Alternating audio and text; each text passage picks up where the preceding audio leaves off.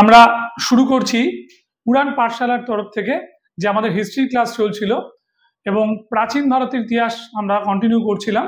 সেখানের আজকের পর্ব বাংলার ইতিহাস। বাংলার ইতিহাসের একটা পর্ব আমরা করে ফেলেছিলাম অলরেডি, সেটা হচ্ছে শশাঙ্ক এবং পাল বংশের ইতিহাস। তারপরে আমাদের পরবর্তী পর্যায়ে সেন বংশের ইতিহাস শুরু হচ্ছে। এবার এই সেন বংশের ইতিহাস শুনতে গেলে আমাদের একটু ভালো করে জানার দরকার যে কিভাবে এই সেনেরা ভারতে মানে বাংলায় ঢুকেছিল, তাই তো? তাহলে আমরা একটু নেক্সট পেজটাকে ফলো করার চেষ্টা করি। আচ্ছা, সেনরা অ্যাকচুয়ালি ছিল হচ্ছে কর্ণাটকী ব্রাহ্মণ, এবং কর্ণাটকী ব্রাহ্মণ থেকে তারা কিভাবে বাংলায় এলো সেই ইতিহাসটা আমি একটু বর্ণনা করি। এদের প্রতিষ্ঠাতা যিনি ছিলেন তার নাম ছিল সামন্ত সেন, এবং সামন্ত সেন আমাদের জাতিতে ছিলেন ব্রাহ্মণ। এবার তার রাজা হওয়া বা ক্ষত্রিয়র মতো যুদ্ধ করা দুটোর বাসনাই ছিল, এবং যেহেতু তিনি ক্ষত্রিয়ের মতো যুদ্ধ করেছিলেন এবং রাজা হয়েছিলেন, তাই তিনি নিজেকে বলতেন ব্রাহ্মণ ক্ষত্রিয়। তাহলে দুটো প্রশ্ন বেরিয়ে এলো যে সেনদের আদিবাসস্থান কোথায়? সেনদের আদিবাসস্থান হচ্ছে কর্ণাটক, দক্ষিণ ভারতের। এবং সেনরা কি ছিলেন? জাতিতে ছিলেন প্রথমে আমাদের ব্রাহ্মণ, এবং যেহেতু তারা রাজা হলেন তাই তারা ক্ষত্রিয় হলেন, তাই তাদের বলা হলো ব্রাহ্মণ ক্ষত্রিয়। তাহলে আমরা এখানে দেখে নিচ্ছি যে সেন বংশের যে প্রতিষ্ঠাতা সামন্ত সেনকে দিয়ে আমরা শুরু করলাম। সামন্ত সেনের পরে সিংহাসনে বসেন হচ্ছে তার পুত্র হেমন্ত সেন, ঠিক? কিন্তু সামন্ত সেন বা হেমন্ত সেন এরা ব্রাহ্মণ ক্ষত্রিয় হলো বটে। সামন্ত সেন নিজেকে ব্রাহ্মণ ক্ষত্রিয় বলেছিল, সেই অর্থে হেমন্ত সেনও ব্রাহ্মণ ক্ষত্রিয়, কিন্তু এরা কেউ সত্যি কথা বলতে গেলে প্রকৃত প্রতিষ্ঠাতা নয়। সেন বংশের যিনি প্রকৃত প্রতিষ্ঠাতা ছিলেন তিনি হচ্ছেন আমাদের এই বিজয় সেন, এবং যার সময়কালটা তোমরা লক্ষ্য করে দেখো 1095 থেকে 1158 সাল।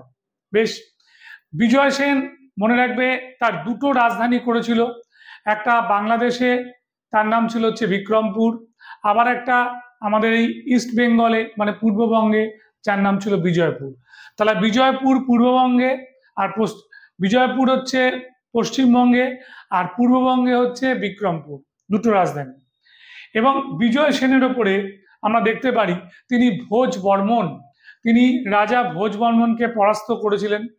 এবং শুধু ভোজ বর্মনকে পরাস্ত করাই নয়, বিজয় সেন এর পরে যে কাজটা করেছিলেন সেটা মনে রাখবে আমরা পাই শ্রী হর্ষ রচিত বিজয় প্রশস্তি, একটা প্রশস্তিমূলক রচনা। এবং বিজয় সেনকে মাথায় রেখে আরেকটা লিপি লেখা হয়েছিল বা একটা তৈরি করা হয়েছিল, এবং এটি উমাপতি ধরের লেখা, তাই তো, যার নাম দেওপাড়া প্রশস্তি। এবার এই বিজয় সেন তার সাম্রাজ্য সীমা যখন বৃদ্ধি করলেন এবং তিনি যখন একটা শক্তিশালী সাম্রাজ্য বৃদ্ধির সঙ্গে সঙ্গে আমাদের ফিরিয়ে আনলেন, আগে পালেদের যুগে ছিল কি বৌদ্ধ ধর্ম, এবার উনি ব্রাহ্মণ মানে ব্রাহ্ম ধর্ম, বা বলতে পারি অ্যাকচুয়ালি ব্রাহ্ম ধর্ম না বলে বৈষ্ণব ধর্ম, বৈষ্ণব ধর্মের কিন্তু উনি পৃষ্ঠপোষকতা করেছিলেন, ঠিক? তাহলে এবার আমরা দেখে নিলাম এই যে বিজয়পুর এবং বিক্রমপুর, শ্রীহর্ষের কথা বললাম, এবং তার উপর আরেকটা লিপি আমাদের জানতে সাহায্য করে, তার নাম ব্যারাকপুর তাম্রলিপি, ঠিক আছে?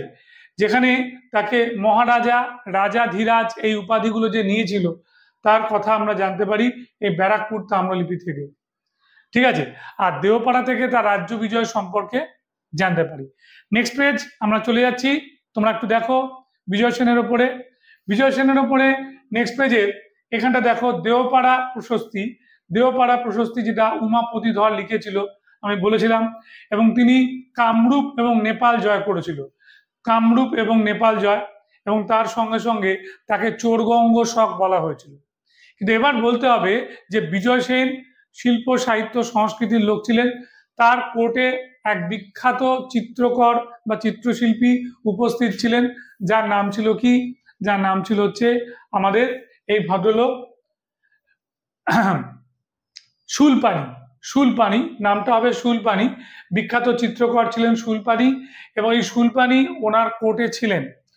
এবার দেখো আমরা বিজয় সেনের পর যাকে পাবো তিনি হচ্ছেন বল্লাল সেন। আমরা পরবর্তী পেজে যাচ্ছি, দেখো বল্লাল সেন 1158 থেকে 1179, যাকে সেন বংশের শ্রেষ্ঠ রাজা আমরা বলছি, বল্লাল সেনকে একটা উপাধি দেওয়া হয়েছিল, কি দেওয়া হয়েছিল? নিঃশঙ্ক শঙ্কর গৌড়েশ্বর। ঠিক আছে, নিঃশঙ্ক শঙ্কর গৌড়েশ্বর বলা হয়েছিল আমাদের এই বল্লাল সেনকে। বল্লাল সেনের সময় মনে রাখবে তার বল্লাল দিঘি আর বল্লাল বাড়ি নির্মাণ করেছিলেন, এবং বল্লাল সেনকে জানতে গেলে একটা লিপি আমাদের বিশেষ সাহায্য করে। ঠিক আছে, এবং এই লিপি থেকেই তার রাজ্য বিজয়ের কথাও আমরা বেশ কিছুটা হলেও জানতে পারি। বল্লাল সেন একজন সুসাহিত্যিক ছিলেন। বল্লাল সেন নিজে লিখেছিলেন দান সাগর স্মৃতিশাস্ত্রমূলক, অদ্ভুত সাগর যার মধ্যে ছিল আমাদের কি বলবো অ্যাস্ট্রোনমি জ্যোতির্বিজ্ঞান নিয়ে ছিল।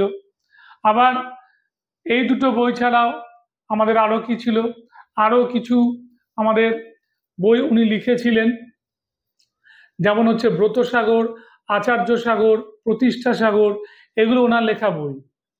বেশ, এবার বল্লাল সেনের একটা মস্ত বড় কৃতিত্ব হচ্ছে, আমরা জানি যে নৈহাটি তাম্রলিপি বা নৈহাটি কপার প্লেটে তার বিজয় কাহিনী লেখা আছে। এই বল্লাল সেন আমরা জানবো যে তিনি কৌলিন্য প্রথা প্রবর্তন করেছিলেন, এটা পরীক্ষায় খুব দেয়। যদিও কৌলিন্য প্রথা প্রবর্তনের ব্যাপারে একটু কথা বলে দিই, বল্লাল সেনের যে দাদু মানে মায়ের যে বাবা আদিসুর নাকি প্রথম এই কৌলিন্য সিস্টেমটা নিয়ে এসেছিলেন। ঠিক আছে, তিনি আমাদের দক্ষিণ ভারত থেকে 5 জন ব্রাহ্মণকে দিয়ে পূজা আর্চা করিয়েছিলেন। তাদের প্রতি এতটাই খুশি হয়েছিলেন, ওই 5 ব্রাহ্মণকে 5টা গ্রাম দিয়েছিল। ওই 5টা গ্রাম ওরা উত্তরাধি মানে কি বল বংশ পরম্পরায় ভোগ করেছিল, এবং ওই 5 গ্রামের যে ব্রাহ্মণ ওদের বলা হতো কুলীন।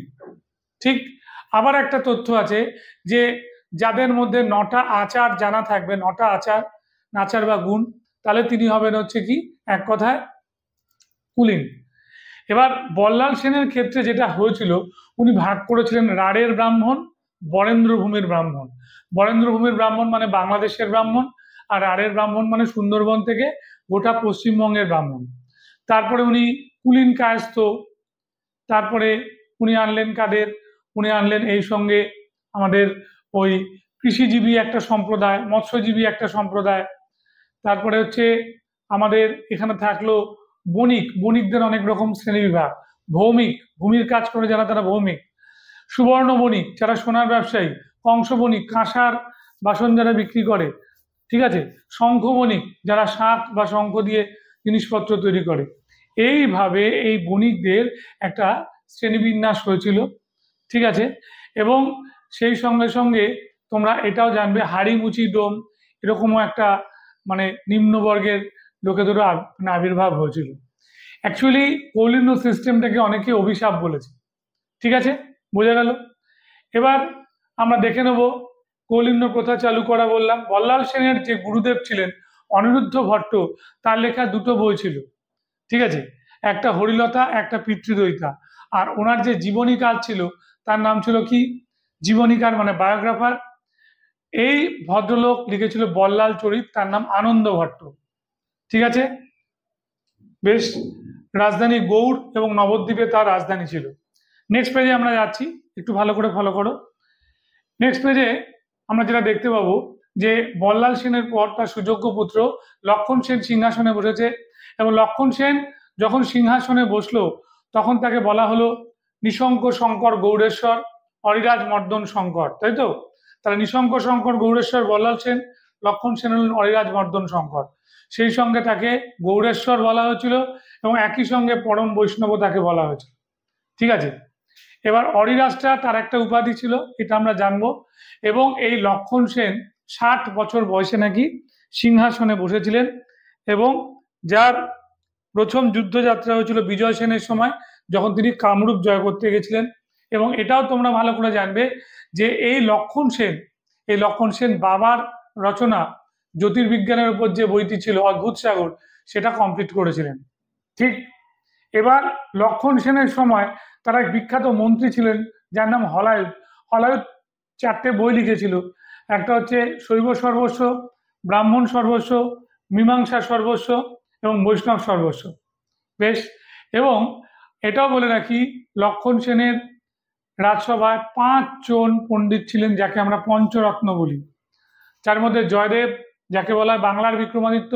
জয়দেবের লেখা দুটো বই আছে, একটা হচ্ছে রাধাকৃষ্ণের প্রেম বিষয়ক, যার নাম হচ্ছে আমাদের কি বলবো গীত গোবিন্দ, আর 2 নম্বর বইটার নাম ছিল প্রসন্ন রাঘবন। 2 নম্বর লেখক হচ্ছে শরণ। শরণের অ্যাকচুয়ালি কোনো সিঙ্গেল বই পাওয়া যায়নি, শরণের বেশ কিছু লেখা পাওয়া গেছে সদুক্তি কর্ণামিত বলে একটা গ্রন্থে, যেটা শ্রীধর দাস তোমার কি করেছিল, কম্পোজ করেছিল, মানে সম্পাদনা করেছিল। 3 নম্বর ধৈর লেখা বই হচ্ছে পবনদূত। তারপরে উমাপতি ধর, তার লেখা বইয়ের নাম চন্দ্রচূড় চরিত, ঠিক আছে। এবং আমরা এখানে তারপরে দেখবো গোবর্ধনের লেখা বইটার নাম আর্য সপ্তশতী, গাথা সপ্তশতীর আদলে লিখেছিল আর্য সপ্তশতী, সংস্কৃত ভাষায় রচনা। এবং আমরা জানবো যে লক্ষণ সেনের এই সময়টা হচ্ছে একবারে লাস্ট শক্তিশালী রাজা ছিল। এবং এখানে এটাও মনে রাখবে যে উনি বৈষ্ণব ধর্মের একটা বড় রকমের কি করেছিলেন, পরিমণ্ডল তৈরি করেছিলেন, বৈষ্ণব ধর্মটাকে স্প্রেড করেছিলেন। তার সময় আমাদের বখতিয়ার খলজি 1201 থেকে 1202 সালে 18 জন অশ্বারোহী নিয়ে এসে অশ্ব বিক্রেতার ছদ্মবেশে তার রাজসভায় ঢুকে যায়, মানে তার কি বলবো প্রাসাদ ঢুকে যায়, এবং সেখান থেকে আক্রমণ করে। সে প্রতিরোধ গড়ে তুলতে পারে না লক্ষণ সেন, এবং হেরে যায়। লক্ষণ সেন তখন এখান থেকে নৌকা যোগে সপরিবারে পলায়ন করে। কিন্তু এগুলো একটা জাস্ট কি বলবো, এগুলো একটা ধারণার কথা, এগুলো সত্যি কথা নয়। অ্যাকচুয়ালি মূল সৈন্যটা মোটামুটি 400 মিটার দূরে ছিল, ঠিক আছে। এবং এমনি যে আর্মিটা ঢুকে গেছিল আগে, তারপরে ওদেরকে একটা বাঁশি বাজানো হলে পুরো আর্মিটা ঢুকে যায়, তখন ওরাই ছত্রভঙ্গ করে দেয়, ঠিক মনে থাকবে এটা। এবং একটা কথা বলে দিই, লক্ষণ সেনের পরেও কিন্তু সেনেরা তোমার রাজত্ব করেছিল। মিনাজউদ্দিন সিরাজের লেখা তাবাকাতি নাসিরি গ্রন্থ থেকে বখতিয়ার খলজির বাংলা আক্রমণের বিষয় জানা যায়, এবং সেটা অনেকটাই সত্য না, একটা জাস্ট ধারণা উনি দিয়েছিলেন, অতিশয়োক্তি আছে এখানে।